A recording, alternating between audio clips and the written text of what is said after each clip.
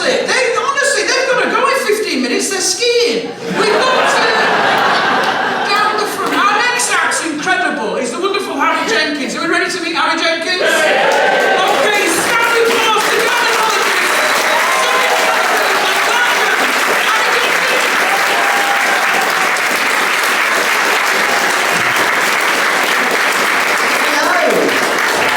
Genuinely lovely to be one of the only two children in the room.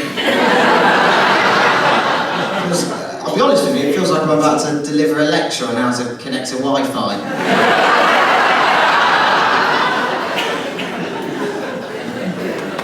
Feels like I've walked into the waiting room for the flu jab.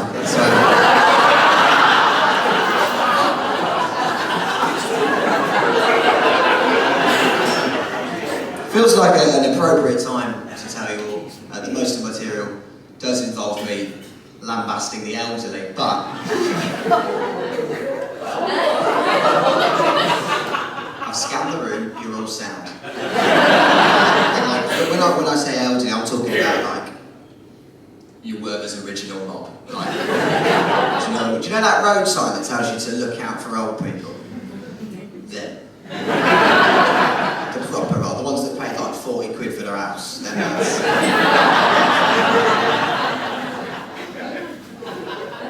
I am sorry if you know one, by the way, but I've washed my hands with them personally. So as I've got a bit older, I'm getting a little bit older now, I'm realising and I'm remembering all the stupid things that I used to hear as a child from old people and that I just had to accept, and I'm remembering it. Like, for example, my granddad, bless him, he was a wonderful man, God bless his soul.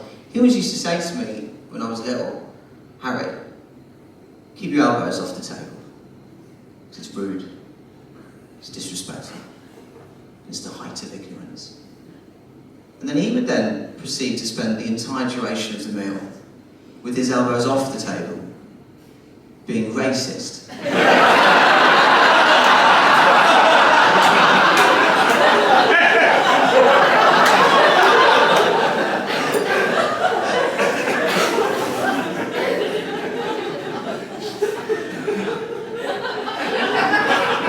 That's mental, isn't it?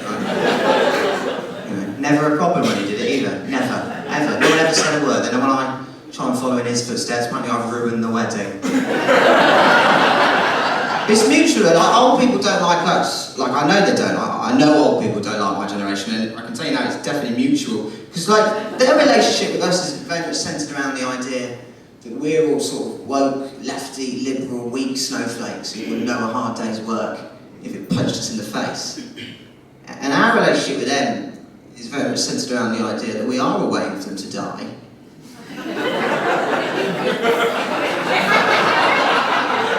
So that we can get on the housing ladder.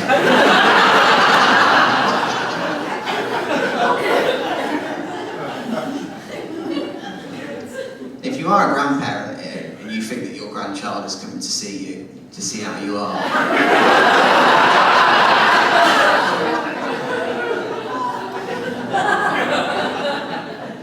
when you're going to the toilet, they're on right move.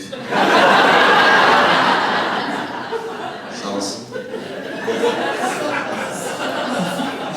You know when you bring out that shoebox with the old photos of your wedding from 1974, when you all look like the extended family of Rose West, you know? And they're nodding along, smiling. They don't give a fuck. They're just thinking about interest rates. That's all they're doing. But yeah, sorry to be the ones to break the news shit.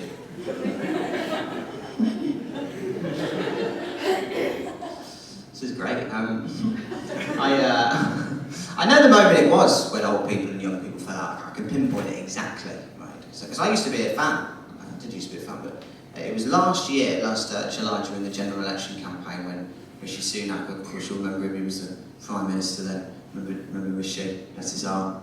He was trying his hardest, wasn't he? So he always looked surprised to be there, didn't he? I always thought like he'd won a raffle or something like that. Bless him. He looked like if LinkedIn made a person and he just sort of carried about as much authority as a lollipop man in rush hour Tokyo. He came up with the idea to get the old vote, because he was struggling, of compulsory national service. Right, remember that? So everyone under the age of 21 would have to join an army for 1 year. And that was young people like me, we went home to see our grandparents. And we looked at our grandparents in the eyes and we said, surely not you, Nanny. It's me. It's your best boy. Remember I told you my hopes and my dreams? I can count on you, can't I, Nanny? Nanny? I can count on you, can't I? I told you I would be an architect, Nanny? I can count on you, can't I? And according to quite reliable data, about 94% of old people looked us back in the eye and told us to go fuck ourselves. I've never seen old people like galvanised in my life. It's like the absolute serious tipping point, wasn't it? I've never seen them. My 96-year-old great aunt, she laughed in my face that week. She laughed in my face. She leant in, she cackled for her dentures. She said to me, she said, Harry, you won't last a day on the front line. That's harsh. I saw red, so I said, Auntie Barbara, that might be the case, but I should remind you, neither did both your brothers. Now, the problem...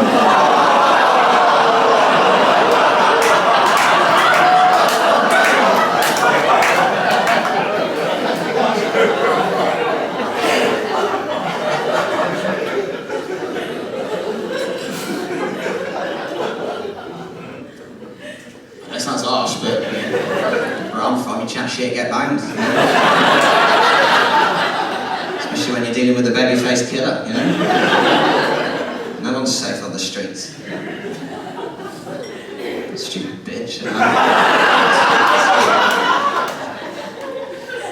I did find out, though, at a funeral, the one that I wasn't subsequently invited to, got it wrong. It wasn't actually the war that got them, it was polio, so the joke was on me, really. The Times, they reported a couple of weeks ago, you might have seen this front page of the newspaper, that only 1 in 10 Gen Zers would risk their life for this country.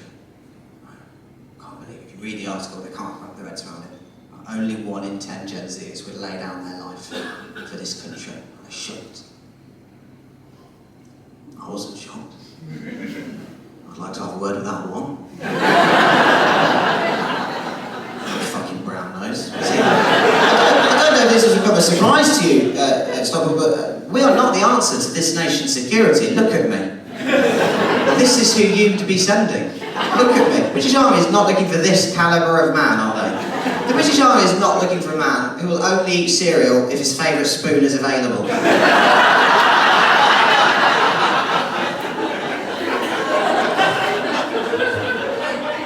It's just not happening, is it? I'm not built for the trenches. Never will be. It took my girlfriend 2 years to get me out of the habit of screaming, yes, chef, when the microwave pinged.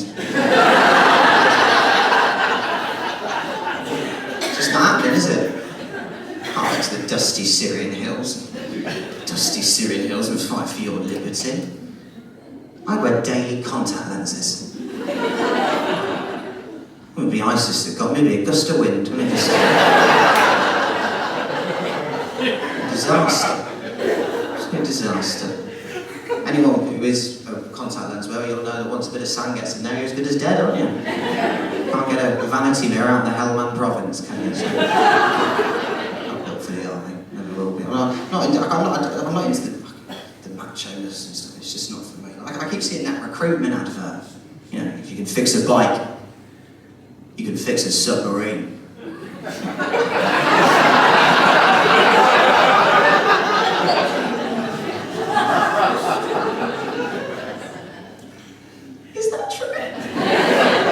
Well, I'm no bike mechanic, right? But hear me out.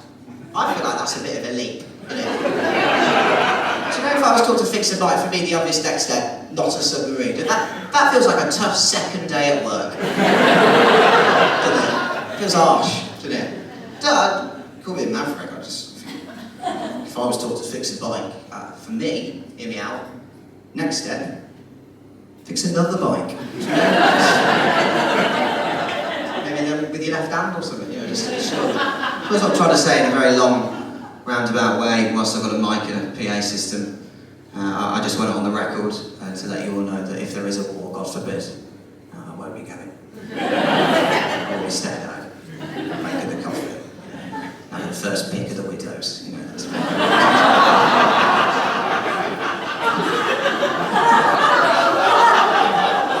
it's very much my type. Vulnerable. This is lovely. This is so nice we're doing gigs with like normal, nice people. I was doing comedy last night in a place that I never thought I would do comedy. It was a place called Clacton-on-Sea. If you don't know what Clacton-on-Sea is, very quickly, it's a little seaside town on the southeast coast of England, typical English seaside town. But it's famously known as the place that obviously voted Nigel Farage in. Yeah. He's a hero there. I didn't love him. That's where I did comedy. Just imagine, this feels like the Apollo. Do you know how hard it is to be given the task of trying to entertain a room of people who have collectively given up?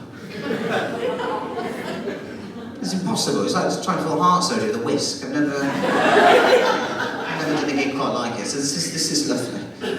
Found out when I was there the hard way that you can't run comedy in Clacton-on-Sea. It doesn't make any sense. It's like running a Black Lives Matter fundraiser in, well, Clacton, I suppose.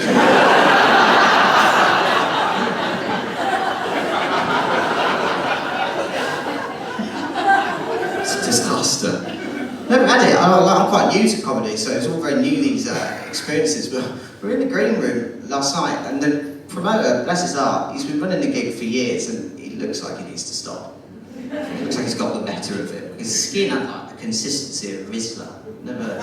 It's just like shaking. So it looked like someone had put a jacket on a cobweb. That was sort of the level of energy. And he walked in and he went, "Comedians, gather round."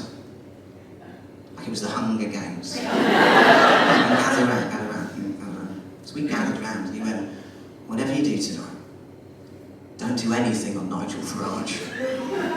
Because you will immediately lose the room and you'll ruin the night for everyone."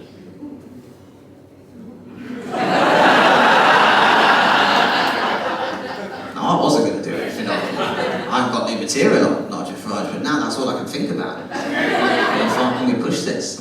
It's incite a riot, I don't know. I've got no qualms in headbutting a member of the WI, I don't know. It's a comedian's version of saying, "Don't touch the red button." What's he playing at? And then he said, "Whatever you do tonight, in terms of your material, keep it relatable. Don't do anything that makes them feel uncomfortable. Read the room." And he fucked off. Read the room, don't do anything that makes them feel uncomfortable. Keep it relatable. That feels like sound advice, doesn't it? Fair enough. And when I tell you that he had booked 3 acts last night, myself, a Bangladeshi comic who happens to be gay. And the headline was from Jamaica. Like 2.5 years of doing comedy, never felt like a white sugar babe.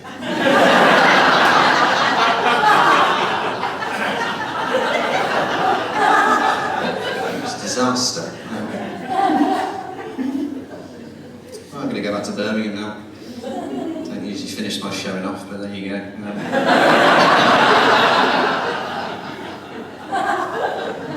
Council, won't you know that? Bankrupts.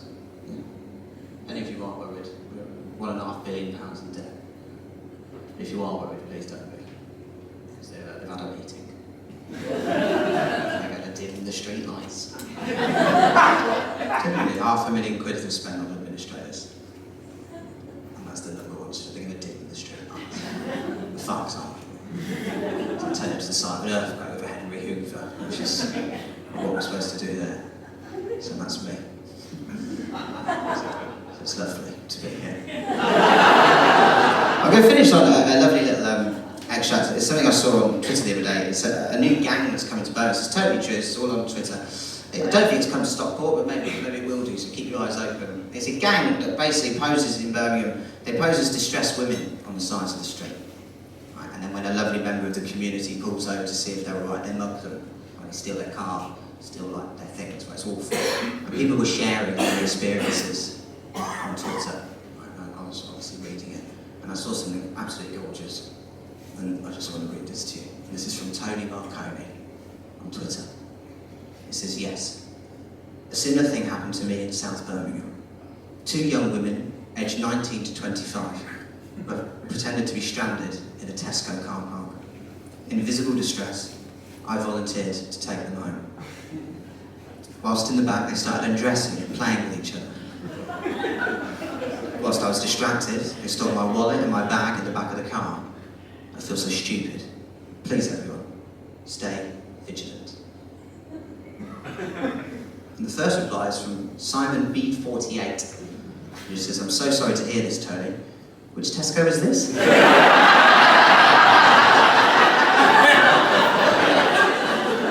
You've all been gorgeous. Please keep supporting this lovely night. If you liked me, please follow me. Well, I would say follow me on Instagram. That feels ambitious here, doesn't it?